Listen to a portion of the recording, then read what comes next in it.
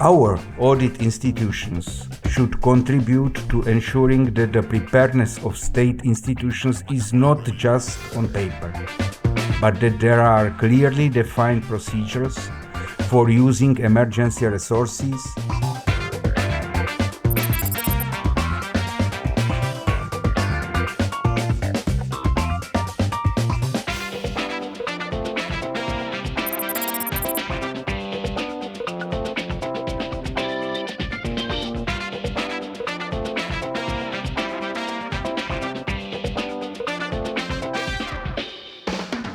From the experience of the pandemic, I drew 3 big lessons for public spending in large-scale emergencies.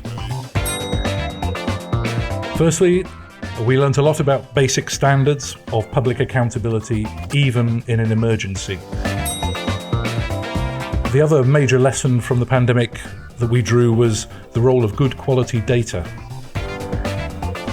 Data was the key to whether emergency responses could be quickly and accurately targeted. And finally, the third of my lessons was the need for a new approach to improving the country's resilience to large-scale emergencies, so as to minimise the impact on future taxpayers.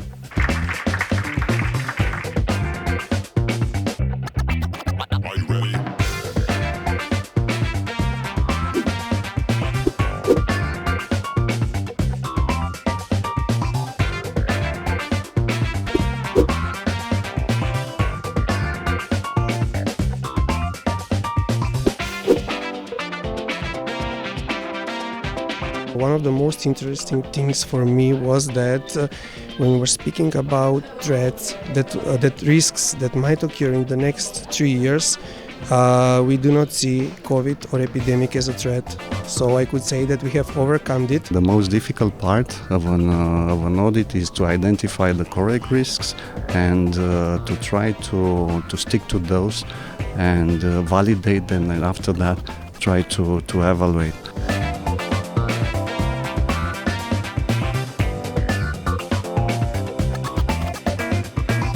The more that we have different examples, the more that we hear from different experiences, and the more that we share our approaches, the quicker we'll get to grips with this topic. So I think there's still lots for us to learn. We need to carefully think what is the most relevant for us and on which aspects we can cooperate with others. What crossed my mind during these meetings were threats to cross-border infrastructure, auditing cross-border resilience plans for example, river management, flood protection, or maybe cross-border wildfires due to climate change. We have to be ready to expect unexpected, so of course we are ready.